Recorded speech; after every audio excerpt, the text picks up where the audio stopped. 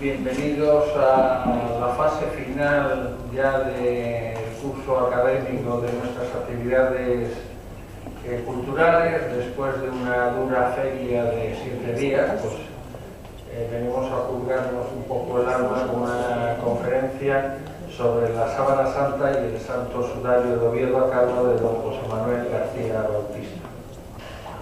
Me ha llamado la atención de que es técnico especialista en electrónica industrial, así como informático de profesión. Ha realizado estudios universitarios de Ingeniería Técnica Industrial y Relaciones Laborales. Igualmente, también desde 1998 ha desarrollado un amplio trabajo periodístico en la ciudad de Sevilla.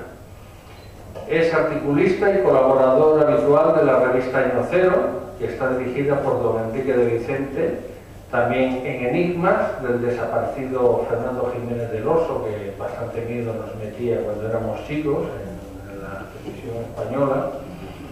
Hoy dirigida por don Lorenzo Fernández Bueno.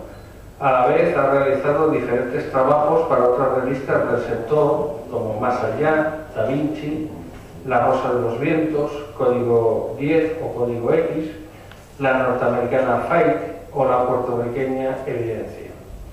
También ha colaborado en publicaciones literarias de autores como Lorenzo Fernández Bueno, Luis Mariano Fernández, con Iker Jiménez, también es el que da miedo a los niños ahora, Carmen Porter, Manuel Carballal o Bruno Cardeñosa, siendo autor de obras también como La Vía Misteriosa de Andalucía, Guía Secreta de Sevilla, Las Lágrimas del Tiempo, Recuerdos de Sevilla, La Sevilla Oculta, Rastros del Sagrado o La Sábana Santa, entre otras. Ha realizado numerosas conferencias sobre los misterios de Andalucía y los secretos de la Sábana Santa. Es colaborador y articulista del Correo de Andalucía, es colaborador habitual del programa radiofónico de Canal Sur, La Noche Más Hermosa, así como director de los programas Voces del Misterio de Sevilla Fútbol Club Radio y Al Filo de lo Real de Radio X. Ya veo que no te moja ni con los blancos ni con los verdes y blancos, ¿no? Bueno, creo que la charla de hoy para mí me parece un tema apasionante y bueno, pues bienvenido al Centro Asturiano y tuya la palabra.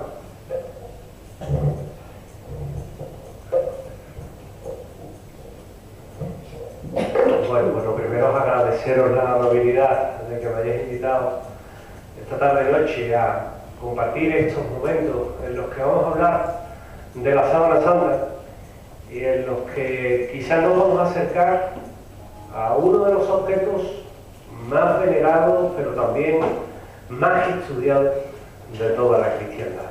Yo os voy a pedir que, si se puede, que se apague la luz, porque es una conferencia muy de ver. Y fijaros que en este agradecimiento, pues evidentemente estoy en el Centro Asturiano y no me puedo olvidar que en Asturias quizás hay una de esas reliquias que complementan a la Sábana Santa, como es el Santo Sudario de Oviedo, también conocido como Pañolón de Oviedo, y del cual os hablaré más tarde. Pero como todas las grandes historias tienen un comienzo. El comienzo de la Sábana Santa lo vamos a ubicar en Turín, porque allí en Turín, en la capilla de Verini, nos vamos a encontrar con un tejido que es sumamente extraño. Un tejido que está hilado a la forma de espiga de pez, a la forma antigua como se telaba y se hilaba en los telares de la Jerusalén, de la Cafarnaúm, de la Alejandría de la época, que ocupa 4 metros con 36 por 1 con 10. La muestra que yo he traído es simplemente una de las caras, es a escala real. Imaginaros el doble, en este caso, de ese lienzo. Aquí lo que tenemos es la imagen frontal del lienzo de Turín. Y allí, en la capilla de Verini, desde el año 1578, podemos contemplar esa sábana que solo está visible a los devotos, a los fieles, en lo que son las ostensiones públicas que se suelen hacer y que de alguna forma nos recuerdan que estamos ante un tejido muy especial.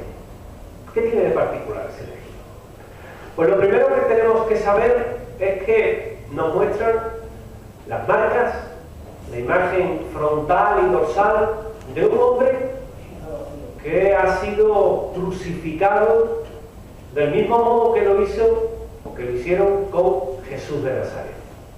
En esa imagen, y para ello pido la colaboración de mi buen amigo Pedro, vais a poder ver que se distingue claramente, cuando uno logra hacerse con la imagen, la cabeza del hombre de la sábana santa, las manos cruzadas, incluso los antebrazos, en lo que son las zonas más pubendas de ese hombre, las piernas y ligeramente los pies. En esa sábana también podemos distinguir rastros de sangre muy evidentes, rastros de sangre que tienen un claro color carmesí. Podemos ver unas manchas triangulares a ambos lados del hombre de la sábana santa que le cogen lo que es el cuerpo. Precisamente esas marcas son las marcas simétricas que le dejó un incendio en el año 1536 en Chambéry, y las marcas derivadas, agua, parte también de esos remiendos, trozos que le faltan a la sábana que se han utilizado como reliquias. Eso es la sábana santa de Turín. Además, tiene una particularidad, que es más visible de lejos que de cerca. Cuando vamos a Turín y tenemos la oportunidad de contemplarla, nos vamos a dar cuenta que es mucho más sencillo verlo desde una distancia a verlo en un plano corto, porque casi que la imagen la formamos mejor. Como os comentaba anteriormente, destacan esas marchas, esas formas triangulares, esas marcas triangulares de ese incendio del año 1532 en la capilla del Palacio Ducal de Chambéry, y debido a que estaba doblada, que estaba plegada, tal y como se dobla un paño, una sábana, cuando cayó una gota fundida de plata del relicario que la guardaba, pues al quemar la primera capa, quemó la siguiente. Por eso, esas marcas que se ven tan definidas y tan claras. Así pues, también destacan en la sábana santa los remiendos importantes que se hicieron con corporales de misa del siglo XIII, del siglo XIV, y que eran del mismo tejido, de lino puro.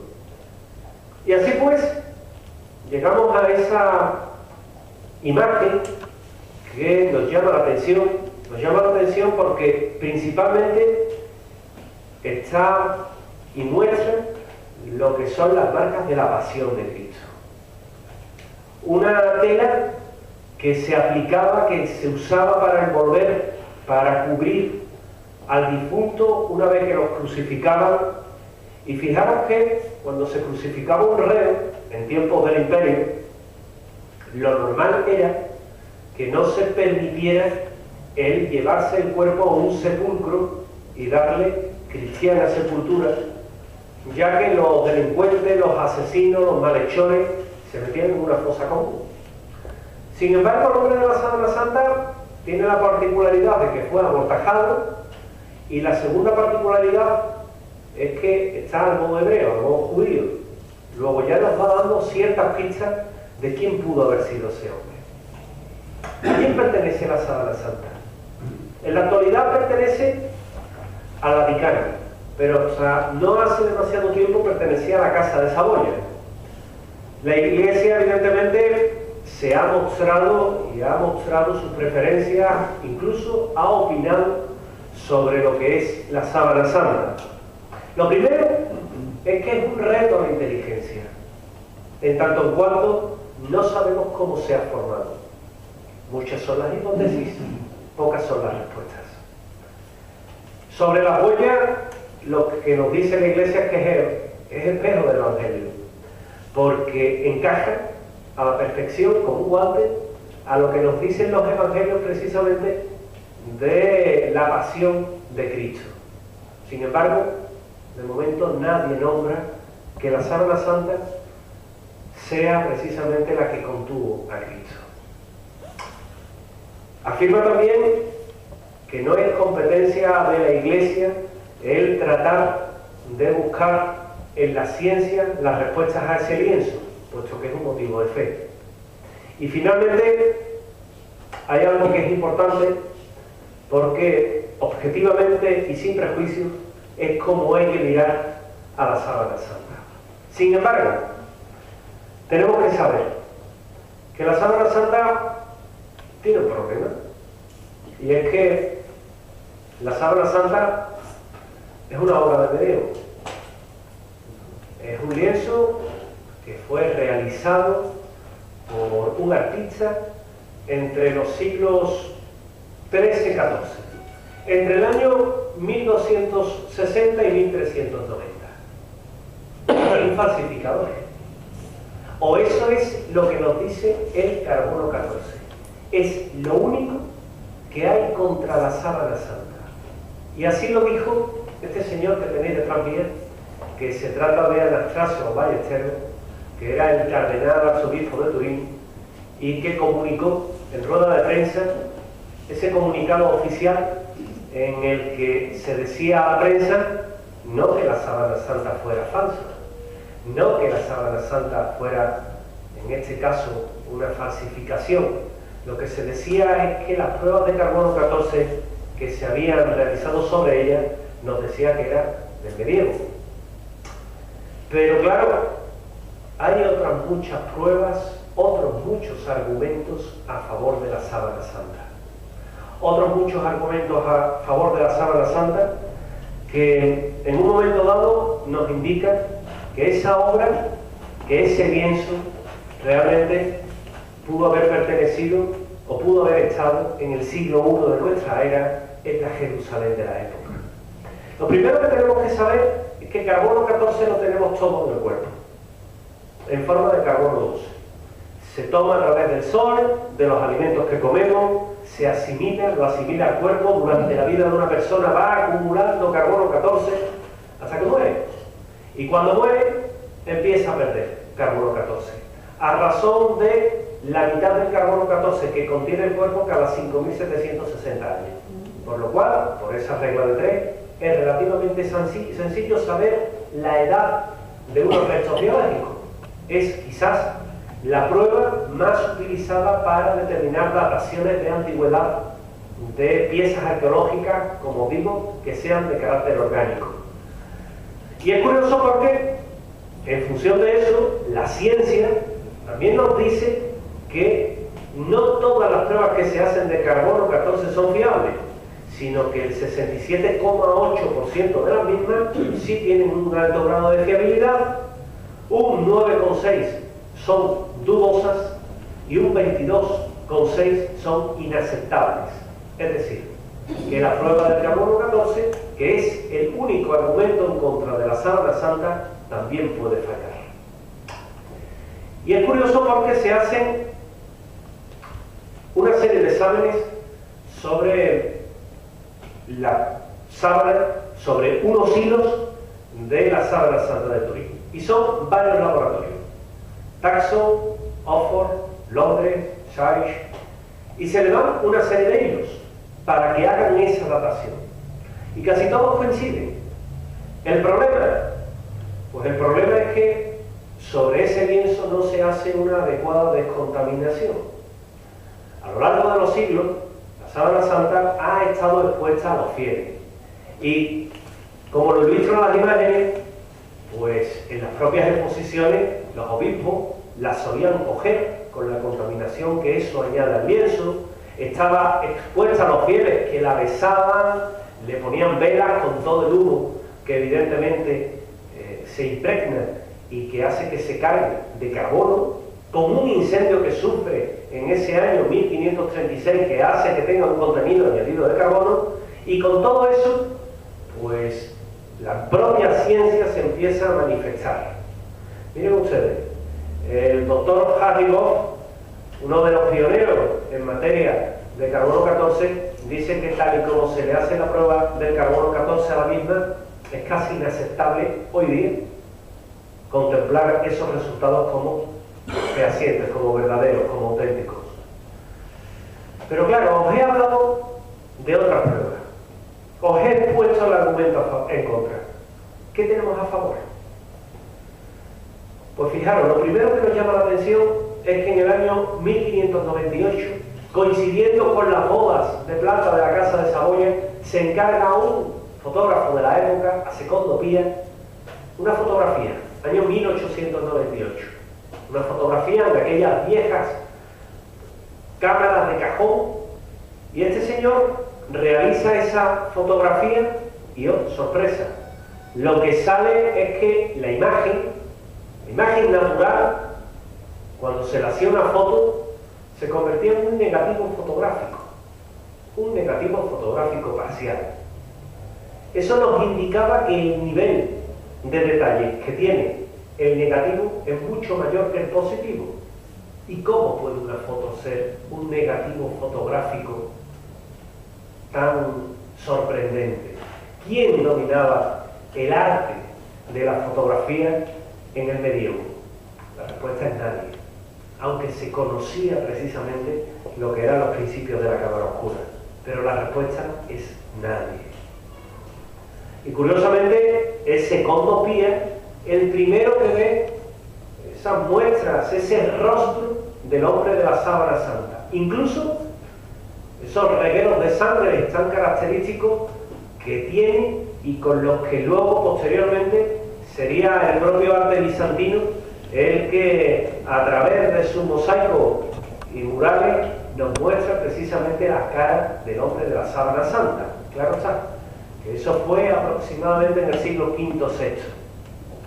Y hay una comisión de estudio que, llamado por la curiosidad y por la atención que le llama todo esto, que estaba dando como resultado aquella imagen, aquella fotografía que realiza Secondo Pia, piden un estudio.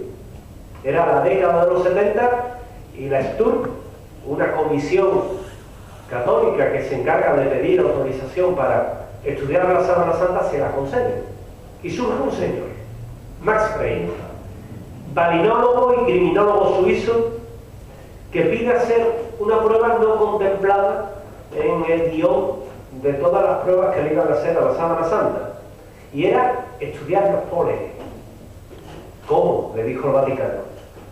Sencillo, voy a coger fixo, voy a pegarlo sobre el tejido, voy a tirar, y todo lo que venga pegado en ese trozo de fixo es mío. Me voy a encargar de analizarlo. Y lo que trajo fue unas indudables muestras de polen que eran susceptibles de ser investigadas. Muestras de polen, granos de polen que estaban incrustados en ese tejido. De 1 kilo 460 gramos que pesa la sábana santa, se calcula que aproximadamente 146 gramos son de impureza, polen, tejido adherido, y comienzan a surgir plantas que en la sábana santa destacan, y comienzan a identificarse especies, 58 especies de plantas, algunas de ellas desaparecidas en el siglo III. Desde el siglo III esa planta no existe, y sin embargo la sábana santa lo tenía. Pregunto yo, ¿qué artista del medio es capaz de hacer un lienzo como el que tenemos aquí hoy, dotarlo de la característica de ser un negativo fotográfico, pero aparte añadirle pólenes que en la época ya habían desaparecido? ¿Qué artista es capaz de buscar un lienzo tejido de la misma forma que lo hacían los telares verticales de la Jerusalén, Cafarnaúm, Alejandría de la época, y que dejaron de hacer ese tipo de tela hacia el siglo III? Curiosamente, el polen que tiene la sábana santa nos va a mostrar un recorrido, un camino. 38 tipos de pólenes de Jerusalén, 18 de la zona de Turquía, del Kurdistán, de Constantinopla y de Atenas, de Grecia, 14 tipos, y 29 de las zonas de Francia y de la zona de Italia. Y dijeron, ¿y si coincidiera con el recorrido histórico que se le presupone a la Sábana Santa?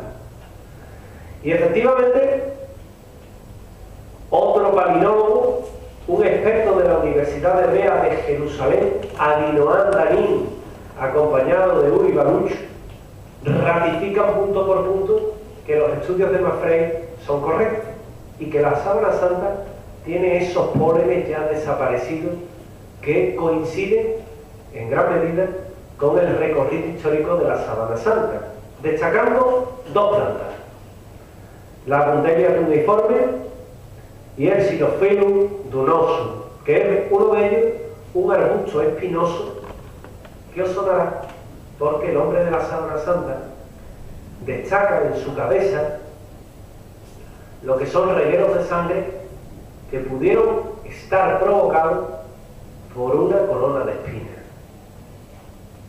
¿Y qué recorrido tuvo la Sábana Santa? La ley hebrea es muy taxativa. No se puede tocar, no se puede guardar un lienzo o un tejido que ha estado en contacto con un difunto. Lo prohíbe la ley hebrea. Sin embargo, la Sábana Santa sabemos que se la queda un seguidor griego que en el año aproximadamente 40 las legiones de Tito arrasan Jerusalén. Hoy día lo que nos enseña de Jerusalén, los santos lugares, son mentiras. Los santos lugares están a 16 metros de profundidad. Y curiosamente empezamos a ver recorridos. En Jerusalén está y han descubierto pólenes de la Jerusalén de la época, coinciden. Hay otra zona que es en Edesa, al lienzo, a la Sábana Santa la identificamos entre el año 50 y el año 500 en Jerusalén, porque un señor, el rey Adgar V de Edesa, aquejado de lepra, tenía la firme convicción que siendo contemporáneo a Jesús de Nazaret, si se ponía esa Sábana Santa, quedaría sanado de la lepra. Y le llevaron. ¿Qué mejor sitio que huir precisamente de esa dominación romana y llevarlo a un sitio donde iban a guardar a esa reliquia? Y realmente, cuando se pone ese manto, a modo de manto la sábana, sana de esa lepra que tenía. En Edesa se nos viene hasta el siglo V, siglo VI, cuando se huye de los persas, de la conquista persa, y el imperio también entra en la ciudad. Se sabe que es trasladada a Constantinopla, se tiene constancia en Constantinopla desde el año 911, el Codex Fray de Hungría así también lo indica, pero es que en el año 1191 seguimos teniendo constancia de la Sábana Santa en Constantinopla, hasta en el año 1204, en el que una de las cruzadas entran en Constantinopla a saco y se llevan, roban la Sábana Santa de la iglesia de Santa María de las Plaquetas. De allí pasa, en este caso a Atenas, pasa a Grecia, donde se mantiene durante 150 años teniendo como custodia a la orden del Temple.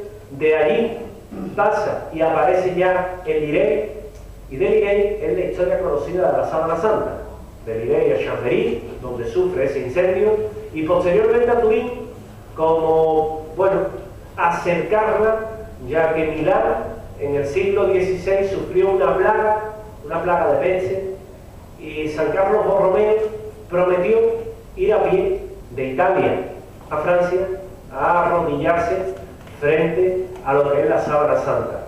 La Casa de Saboya se apiada de él, cruzar los Alpes a pie no es recomendable, y se le acerca a un punto medio. ¿A qué punto medio? A donde precisamente tenía su plaza fuerte la Casa de Saboya, que era Turín. Y allí se queda hasta nuestros días. Fijaros que el recorrido histórico coincide con el recorrido que nos marca los pólenes. Pero la Sábana Santa tiene otra particularidad. Estos dos señores, John Jackson y Eric Jumper, del Laboratorio de Propulsión a Chorro de Pasadena, adscrito a la NASA, piden que se les permita hacer una prueba con un analizador que se encargaba de interpretar las imágenes que llegaban en ultravioleta del planeta rojo de Marte y hacer una imagen tridimensional. Si la sábana santa no contenía información tridimensional, lo que iba a dar era prácticamente una especie de galimatías informático. Y ellos hacen eso. Analizan a la sábana santa, el rostro de la sábana santa, al analizador VP8. Y el analizador VP8 determina que el lienzo de Turín contiene información tridimensional. Vaya, esto es más complicado de lo que parece. Podréis decir, bueno, eso cualquier imagen, cualquier fotografía lo puede tener. No, no la puede tener. En pantalla tenéis una imagen, un rostro, a color si cabe, con mucho más detalle. Sin embargo, cuando se le hace una prueba con el VP8, la interpretación que nos da el analizador es un galimatías informático. ¿Qué tenía la sábana santa que la hacía tan especial? Coherencia. Coherencia tridimensional. La sábana santa cubrió al hombre de la sábana santa y hay una serie de distancias, puntos que estuvieron más en contacto que otros con respecto al lienzo. La nariz, por ejemplo, tocaba, si os ponéis una sábana por lo alto, la nariz va a tocar el lienzo. La barbilla también os lo va a tocar. Sin embargo, lo que es la zona de la comisura de los labios, el cuello va a quedar más alejado. ¿Eso en qué se traduce? Pues en que va a haber diferentes distancias, diferentes intensidades en el claroscuro, en el nivel de claros, de blancos, de negros y en la escala de grises. ¿Y el resultado? Pues cuando se somete a interpretación da una imagen coherente. Una imagen que guarda una relación estrecha, directa y proporcional a lo que es la sábana santa, teniendo por tanto precisamente otra característica más a sumar a esa tridimensionalidad, a esa coherencia histórica, a esa coherencia con los pólenes, y esa nueva es la tridimensionalidad. Fijaros que las matemáticas lo que nos dicen es que esa distancia del cuerpo de la sábana santa al lienzo es la que fija y la que se encarga de darnos las diferentes distancias para mantener esa coherencia. ¿Alguna otra imagen del pasado nos ha llegado hasta nuestros días que tengan esa misma particularidad? La respuesta es ninguna. Y la STUR, esa comisión de estudio que antes os comentaba, es la que se va a encargar de hacer ese estudio intenso y gráfico en el año 1978, del 8 al 13 de octubre, donde se hicieron todo tipo de pruebas, sobre todo imágenes y fotografías con luz transversal, con luz directa, con luz infrarroja, con luz ultravioleta. Se analizó la tela volanda, que es un tejido que servía para tensar la tela, donde participaron, pues yo diría que lo más ganado de los investigadores de la época interesados en este tema, y donde, bueno, pues durante casi 120 horas se hizo uno de los estudios más intensos que se han realizado sobre la sábana santa. Y es curioso porque en todas esas pruebas que se les realizan, lo que van a salir son nuevas sorpresas de particularidades que tiene la sábana santa.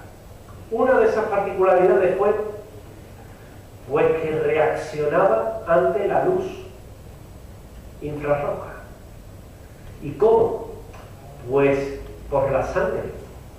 La sangre reacciona ante la luz infrarroja, y esa luz infrarroja lo que hacía era que brillara de una forma un poco más intensa aquellas zonas donde había habido sangre. Y nos dan como resultado que el pelo, la cabeza del hombre de la sábana santa, es proclive precisamente a detectarse esas huellas de sangre.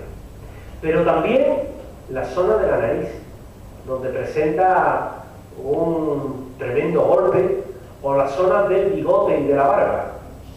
Precisamente también una zona en la que se produjo la expulsión de líquido de carácter hemorrágico y que hacían e hicieron que quedaran esas marcas de sangre.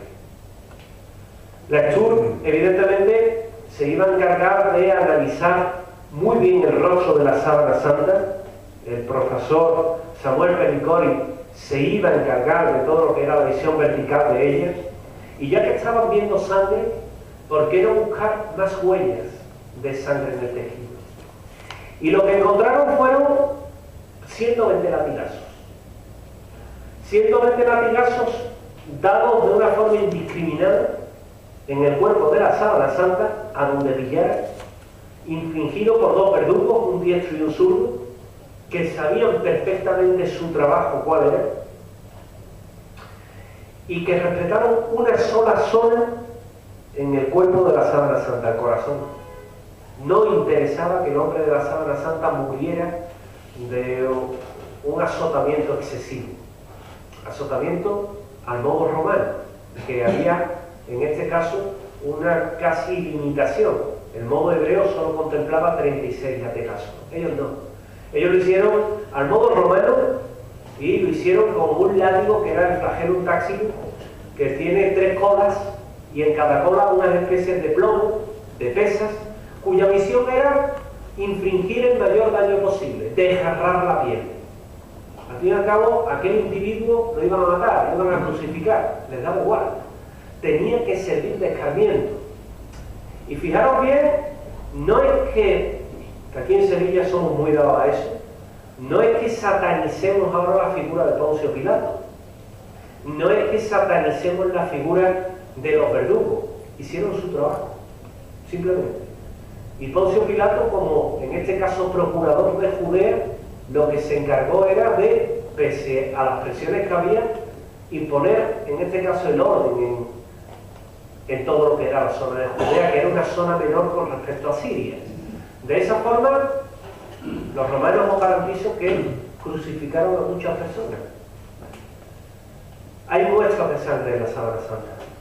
Hay todo lo que son rastros de esos regueros, se captan a través de la macrofotografía del tejido, que nos muestra que esa imagen, que tiene aproximadamente 40 hilos por centímetro cuadrado, con un error de 3 hilos de cada 40, y que esas fibras, esa imagen está ligeramente superficial. Es una ligera quemadura que solo abarca pues apenas un par de hilos, y son los que forman ese tejido. Pero claro, ¿es sangre o no es sangre? Era la siguiente pregunta. El profesor Walter Macron dijo que se trataba de óxido de hierro y que el óxido de hierro era el propio de pintar en ocre una pintura. La proporción de óxido de hierro que se encuentra en la sábana santa es de 0,000014. Claro, y uno se pregunta, ¿esa proporción a qué se corresponde? ¿A pintura de verdad? Y nuevamente sale la ciencia que condenó a la sábana con el carbono 14, ahora nos dice que esa proporción es precisamente la que contiene la sangre de óxido de hierro, puesto que tenemos óxido de hierro en la sangre. Y que un lienzo, una pintura, la cantidad el porcentaje de óxido de cobre sería aproximadamente del 14%. Por lo tanto, se le hace una serie de pruebas, los profesores Heller y Adler se iban a encargar de ello, se le hace lo que son los test de hemocromógeno, se le hacen todo lo que eran los principios de fluorescencia, y lo que nos da sin ningún número, sin ningún género de dudas, es que la sábana santa contiene sangre. Y viene a aumentar el misterio el doctor Baima Boloni, que incluso en los análisis de sangre que le hace, determina que el grupo sanguíneo que contiene la sábana santa es el AB. Oye, curiosidad. El grupo AB era el minoritario en Europa y el mayoritario en la zona de Jerusalén. Por lo tanto, de esto desprendemos más características de la sábana santa. El autor de la sábana santa, si es que fue una falsificación, había tenido en cuenta en el siglo XIII-XIV que teníamos grupos sanguíneos, que la sangre circula por el cuerpo y que hay dos tipos de sangre, la sangre venosa y la sangre arterial. ¿Sabéis una cosa? A Miguel Servet lo quemaron por eso 2 siglos después. Luego, ese conocimiento no se disponía en la época que el carbono 14 nos dice precisamente que es ese lienzo. Por lo tanto, estamos ante algo inusual, ante algo que es casi inexplicable. La fotografía con luz transversal lo que nos dijo es algo que ya sabíamos. La sábana santa no tiene, en este caso, imagen en la parte trasera, solo en la delantera, aunque los últimos estudios que se han hecho sobre la misma nos dicen que pudiera haber trazas de lo que es una imagen, solamente aquella que estuvo en contacto directo con el hombre de la sábana santa. ¿Y qué más nos dice el tejido? Pues que hay restos de roble y restos de mirra.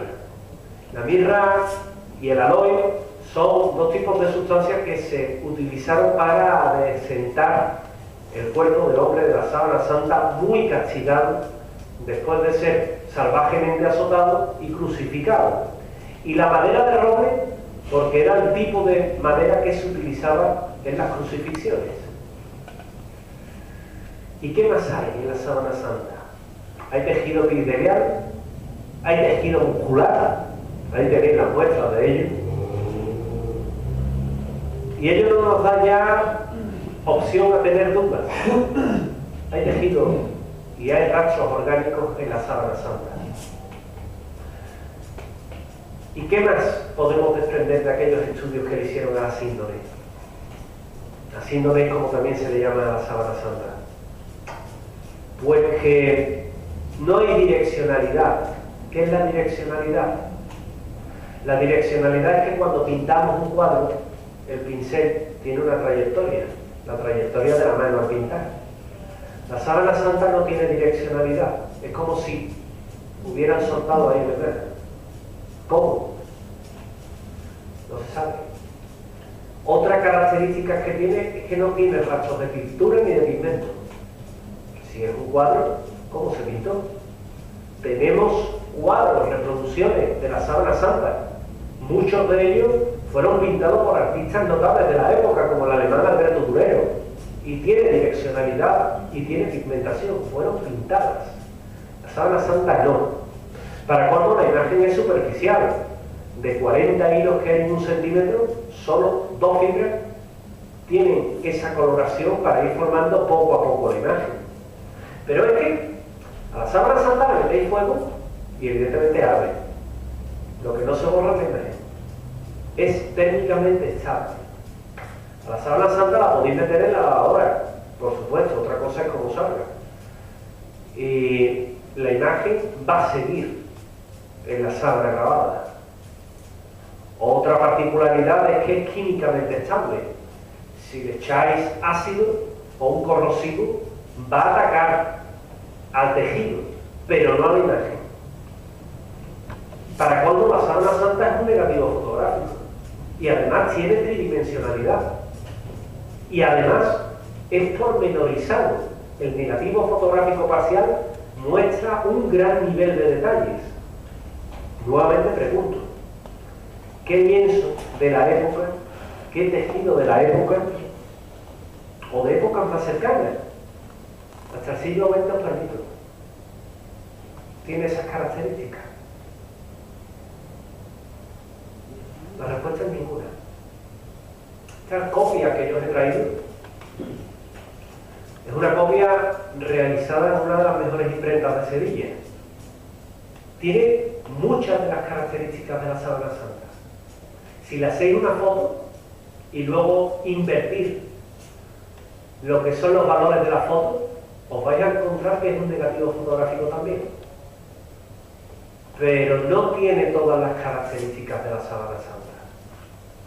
Luego, si en nuestro siglo XXI no somos capaces de reproducir un lienzo con las mismas características como lo hicieron en el medievo, otra posibilidad es que sea auténtica. Y ahí es donde nos tenemos que parar. Porque la sábana santa es muy difícil de reproducir. Hoy día no conocemos una forma de reproducirlo con ese grado de exactitud. Pero es que la sábana santa tiene otros resultados, tiene otras conclusiones a las que llegó el estudio.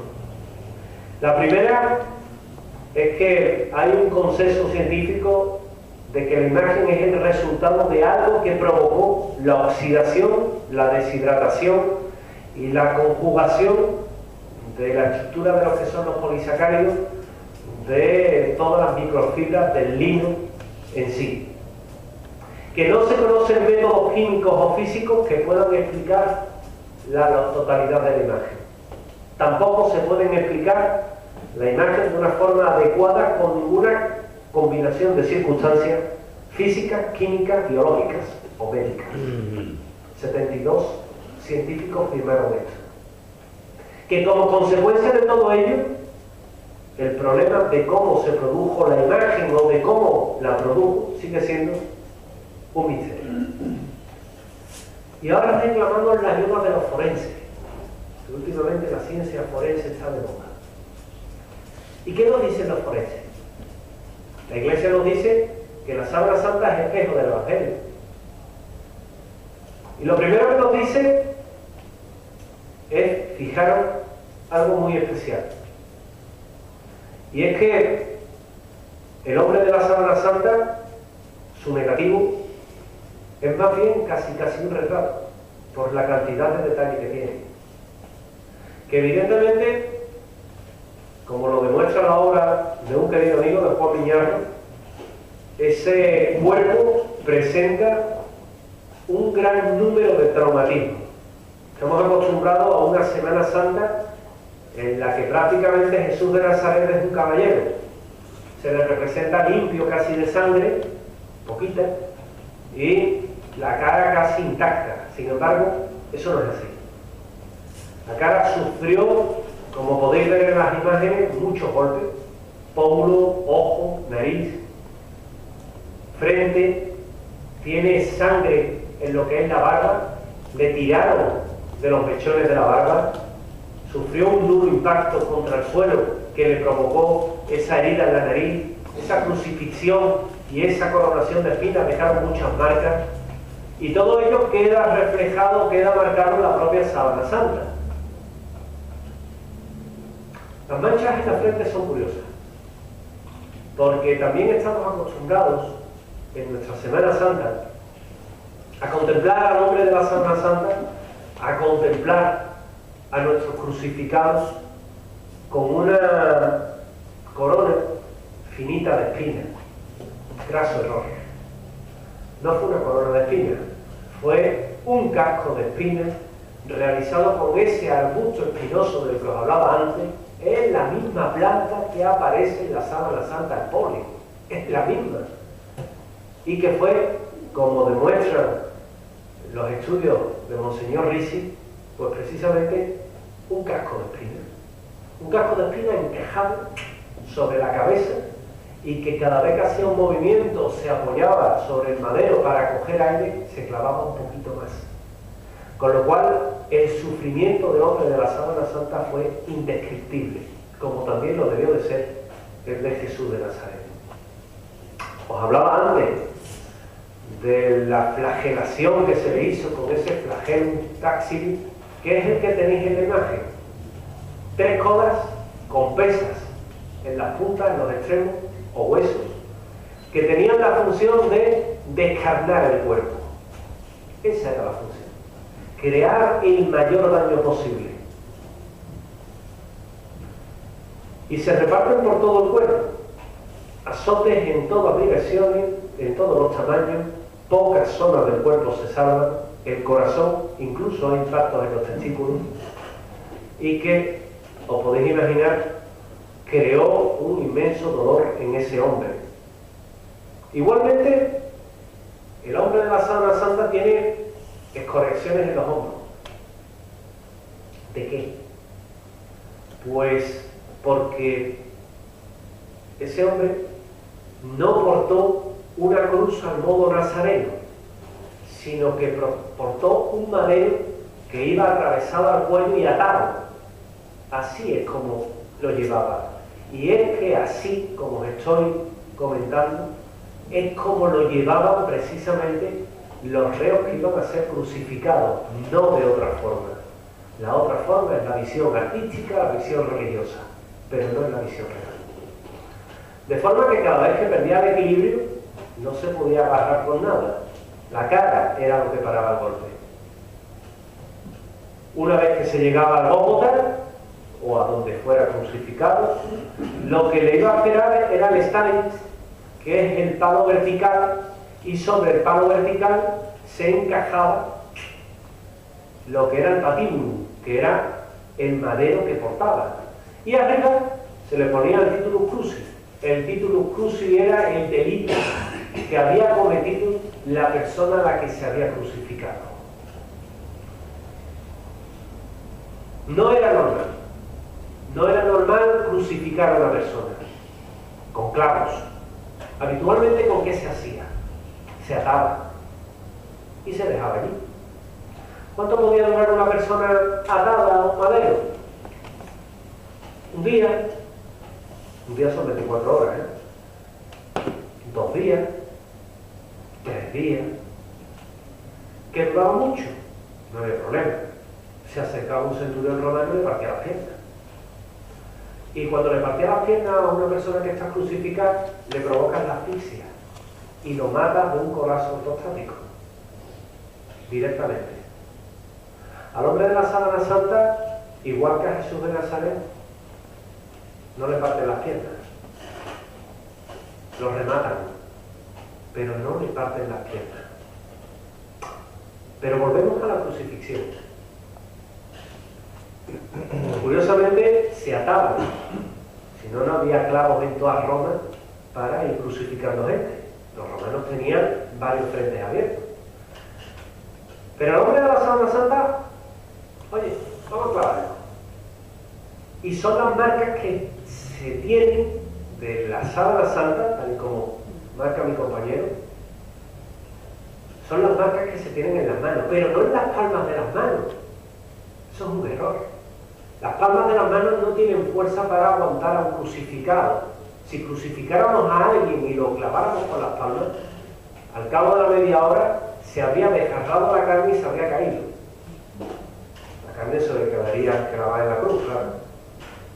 Tiene que ser por un sitio que tenga fuerza para aguantar ese cuerpo.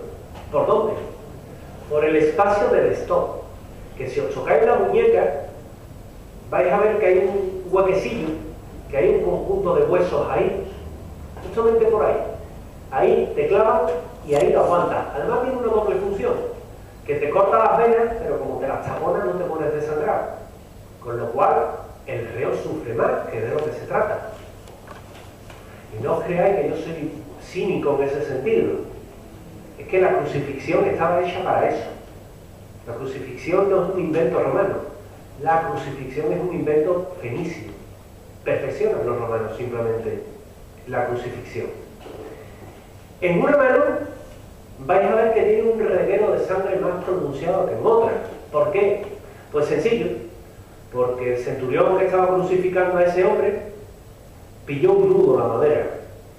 Y una vez que le había clavado el clavo en la carne, no entraba. ¿Qué hizo? Desclavó y volvió a clavar. Claro. De forma que es muy doloroso. Los experimentos que se han hecho con voluntarios, para todo y voluntarios, muchos no lo aguantaban. Otros, una vez crucificados, han aguantado crucificados media hora, 40 minutos, porque te asfixias. Y cuando te asfixias, ¿sobre qué te apoyas? Sobre los pies. Pero es tal el dolor que te origina apoyarte sobre los pies que te desplomas de nuevo. Pero si te desplomas de nuevo, te asfixias. Luego, vuelta a empezar, vuelta a izarte, nuevo dolor en los pies, nuevamente a desplomarte. A ver cuánto aguantas así. Por eso para los romanos era sencillo, solamente había que esperar. Y mientras que se está en la cruz, se hace una serie de movimientos. Tratas de buscar la mejor posición. Y eso te va creando una herida en las manos. Una herida que también se demuestra en los pies. Porque en los pies siempre hay una diatriba. ¿Con cuánto lo crucificaron? ¿Con un clavo o con dos clavos? ¿Con cuánto? Con un clavo, nada más. De hecho, hay quien dice que el hombre de la Sábana Santa era cojo porque tiene un pie más alto que otro. El pie más alto de otro es por la posición de un pie montado sobre el otro. El centurión que clavó lo hizo de forma limpia en los pies, sí. De forma limpia entre los clavos. Atravesó el hueso, evidentemente. Las palmas de los pies podéis ver una huella bastante profusa de sangre. Y claro, si el hombre de la Sábana Santa no le partieron las piernas, ¿cómo lo remataron? El hombre de la Sábana Santa lo que tiene es en el costado una evidencia de sangre bastante amplia.